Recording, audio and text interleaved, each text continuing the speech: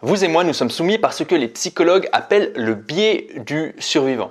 Et dans les minutes qui suivent, vous allez découvrir comment vos décisions peuvent s'améliorer en prenant plus souvent conscience de ce biais cognitif qui nous touche tous. À la fin de cette vidéo, je vais partager avec vous trois recommandations à suivre pour justement réduire l'effet négatif de ce biais du survivant.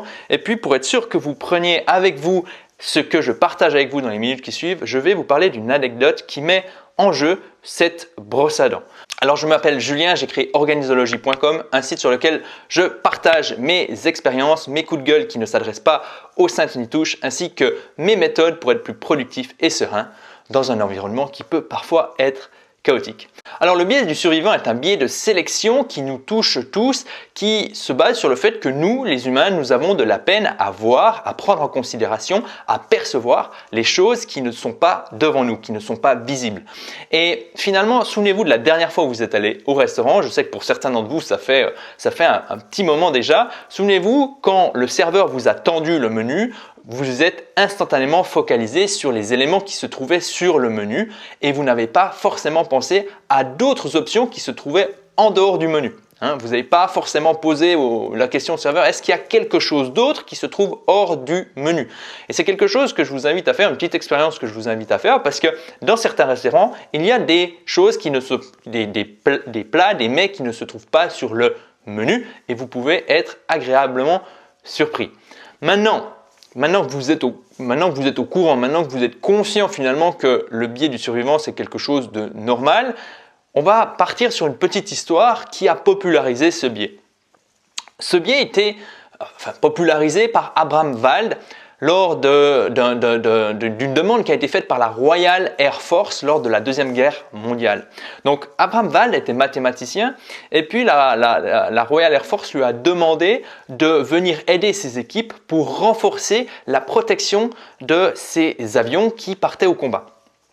Et en fait, jusqu'à ce que Abraham Wald intervienne, les équipes qui travaillaient sur le renforcement de ces avions allaient essentiellement étudier les avions qui rentraient des combats et analyser où est-ce que ces avions avaient été le plus souvent touchés par la DCA.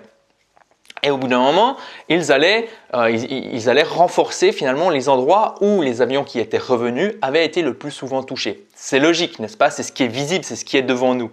Et là, Abraham les a regardés. Alors, je ne sais pas s'il les a regardés vraiment ou si je ne sais pas comment ça s'est passé. Évidemment, je vulgarise tout ça.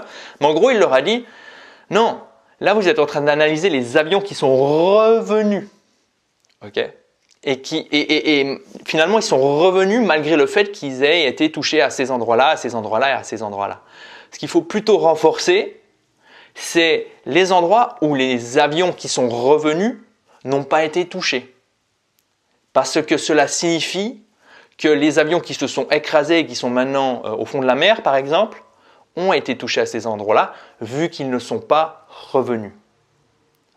Vous voyez la subtilité? Encore une fois, c'est quelque chose quand on ne connaît pas ce biais, c'est très difficile de le remarquer. Et finalement, c'est l'une des caractéristiques des biais cognitifs, c'est que même quand on les connaît, on est quand même soumis à ces biais cognitifs. Maintenant, le biais du survivant appliqué à notre économie surconnectée, notre économie de l'attention, notre économie de l'information, ce qu'il faut savoir, c'est que les survivants ont quelque chose de fascinant. Ils vont nous intéresser, ils vont intéresser les médias, on va vouloir les interviewer, on veut comprendre pourquoi ils ont survécu à des événements qui peuvent être parfois outrageusement catastrophiques.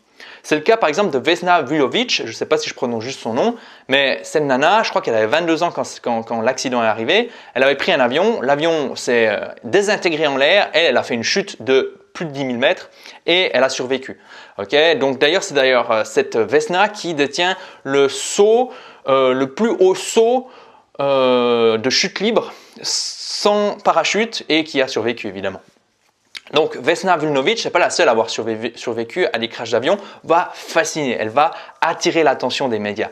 Et en fait, cette fascination, elle a lieu également sur les gens qui réussissent de manière outrageuse, parce que qui ne veut pas réussir après tout, Et donc dans les médias, on va essentiellement avoir des gens, on va avoir les recommandations, les conseils, les interviews des gens qui ont réussi, Parce que finalement, ceux qui échouent ne nous intéressent pas. Nous, on veut réussir, on ne veut pas échouer.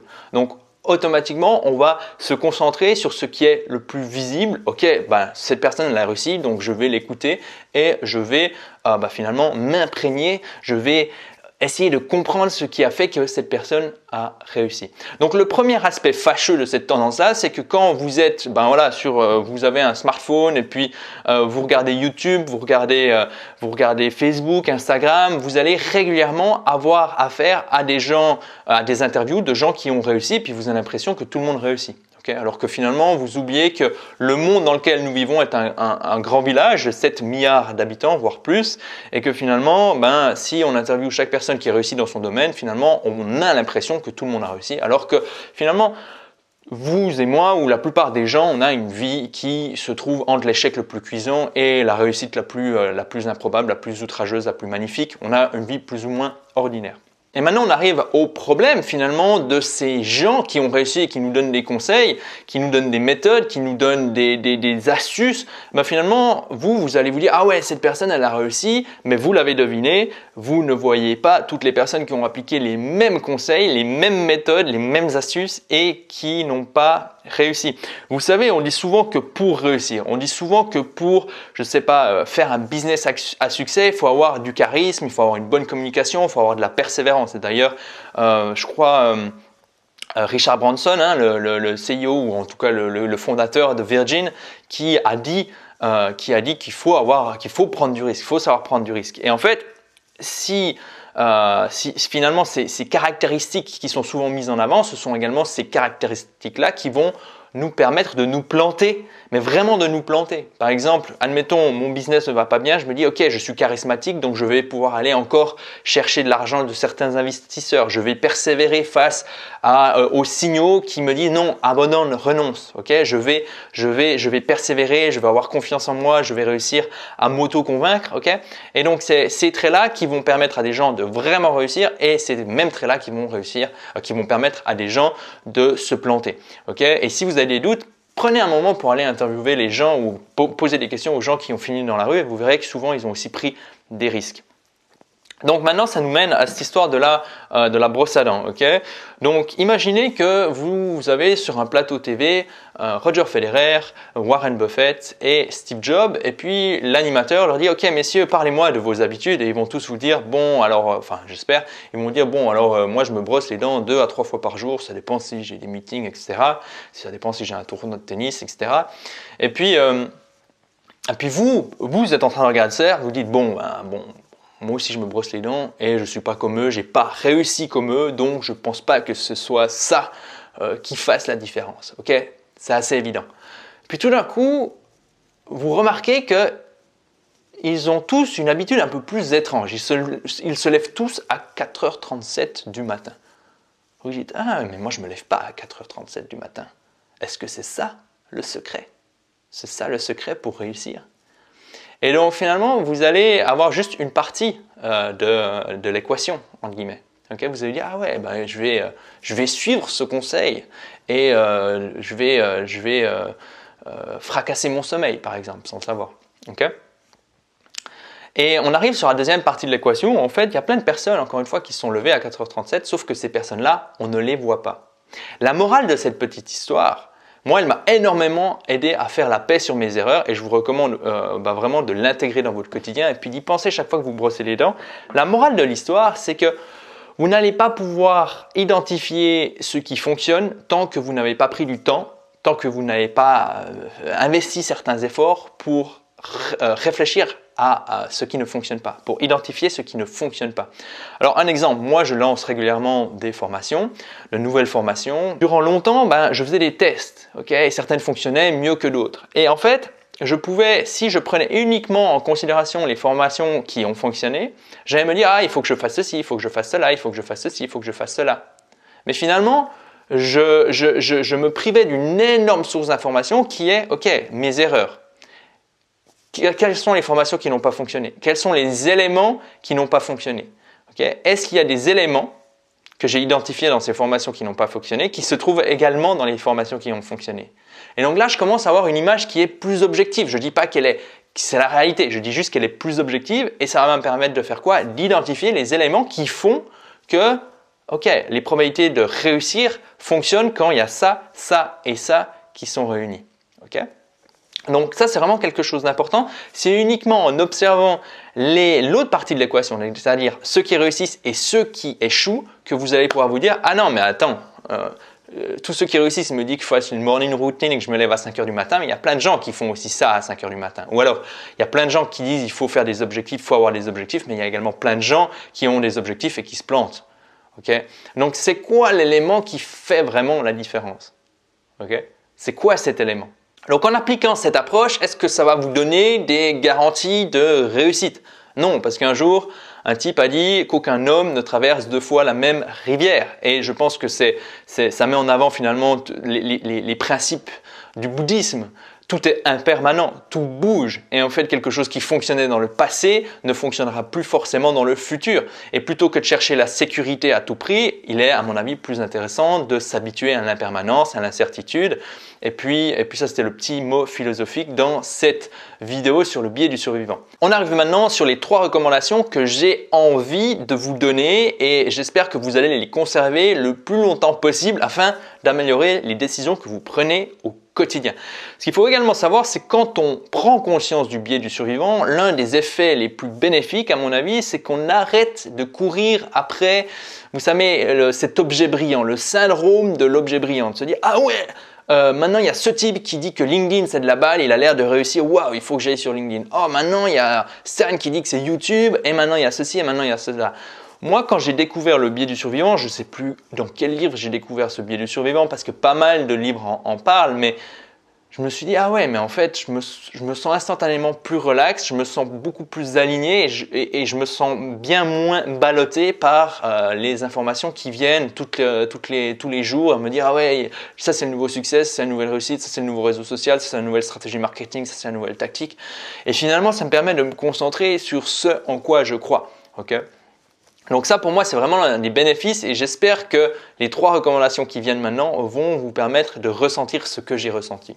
Alors, la première recommandation que j'ai envie de vous donner, c'est quand vous allez chercher des conseils, quand vous allez chercher des méthodes pour résoudre des problèmes de votre quotidien ou pour aller mieux, je vous recommande vraiment de faire un petit travail de recherche sur la personne qui a écrit ces conseils et regardez si cette personne a réussi parce qu'elle a eu de la chance. Okay? Parce que souvent, il suffit d'être là au bon moment, être là au bon moment avec la bonne stratégie et le succès est phénoménal. Okay?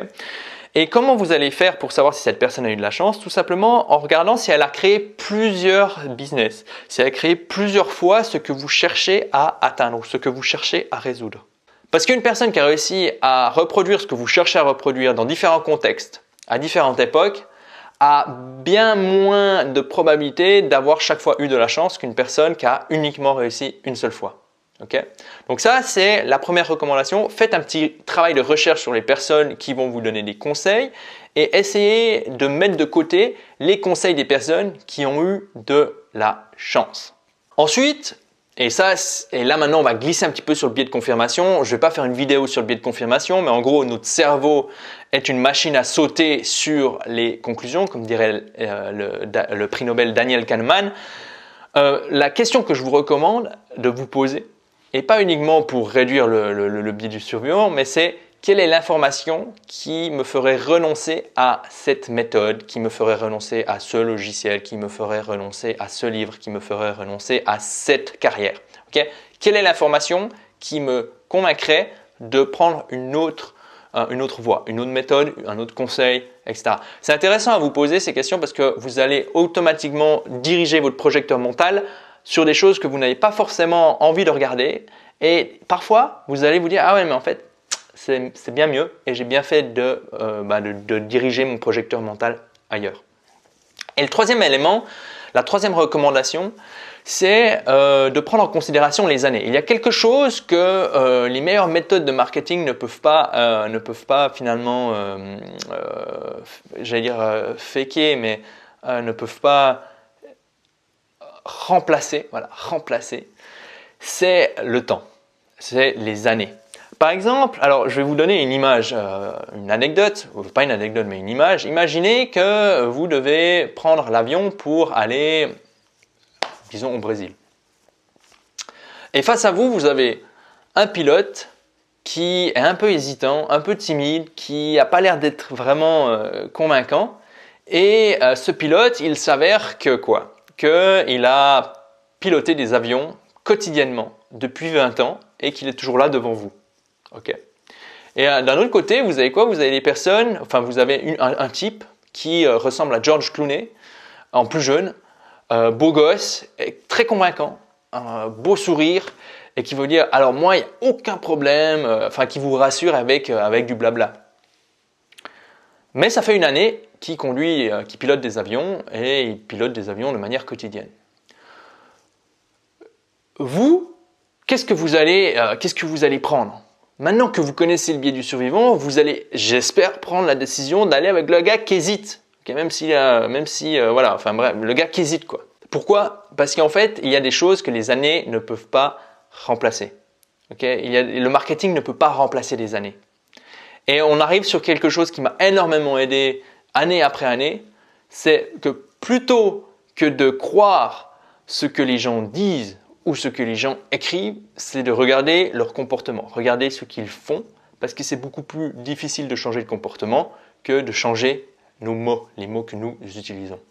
Voilà, j'en ai terminé avec le biais du survivant. Pensez à vous abonner et puis si vous avez aimé cette vidéo, n'hésitez pas de me mettre un gros pouce. J'attends le gros pouce. Eh ben ouais.